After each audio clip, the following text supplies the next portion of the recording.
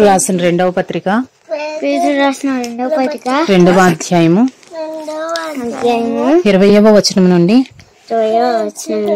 3వ అధ్యాయము 7వ వచనం వరకు వారు ప్రభువును రక్షకుడునైన యేసుక్రీస్తు విషయమైన అనుభవ జ్ఞానము చేత ఈ లోక మాలిన్యములను తప్పించుకుని తరువాత మరలా వాటిలో చిక్కుబడి వాటి చేత జయింపబడిన ఎడల వారి కడవరి స్థితి మొదటి స్థితి కంటే మరీ చెడ్డదగును. వారు నీతి మార్గమును అనుభవపూర్వకముగా తెలుసుకుని తమకు అప్పగింపబడిన పరిశుద్ధమైన ఆజ్ఞ నుండి తొలగిపోవట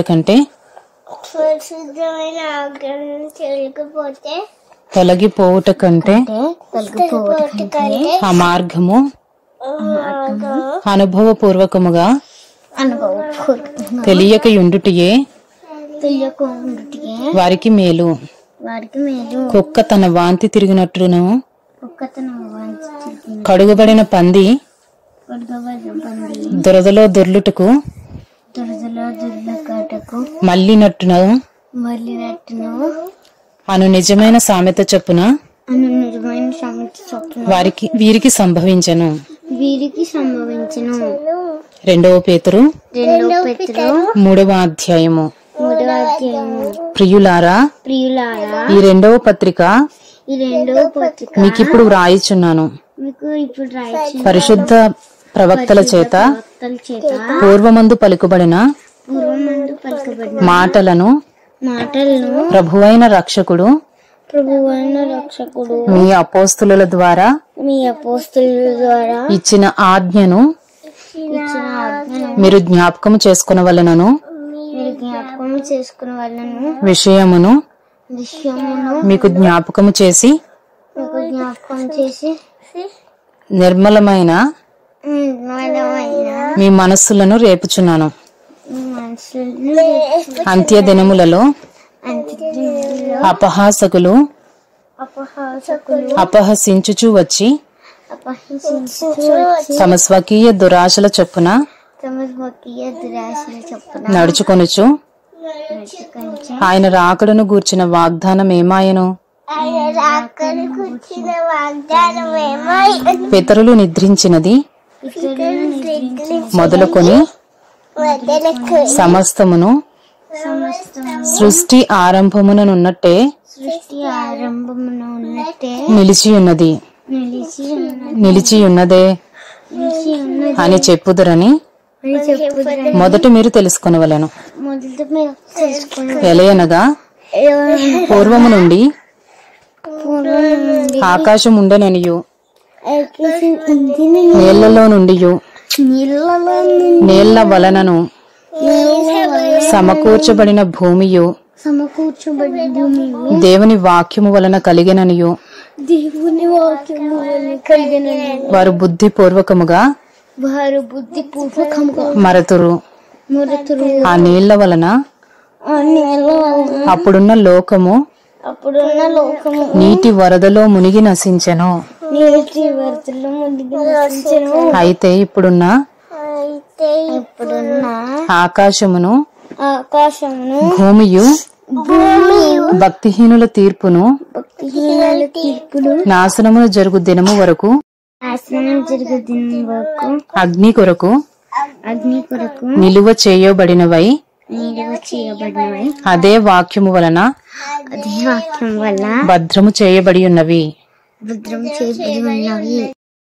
2 Peter chapter 2 22 chapter 3 7. For if after they have escaped the defilements of the world through the knowledge of our Lord through the knowledge of our Lord and Savior Jesus Christ. and Savior Jesus Christ. They are again entangled in them and overcome. And overcome. The last state has become worse The last state has become for them than the first. For it would have been better for them never to have known the way of righteousness than after knowing it to turn back from the holy commandment delivered to them. What the true proverb says has happened to them. The dog returns to its own vomit,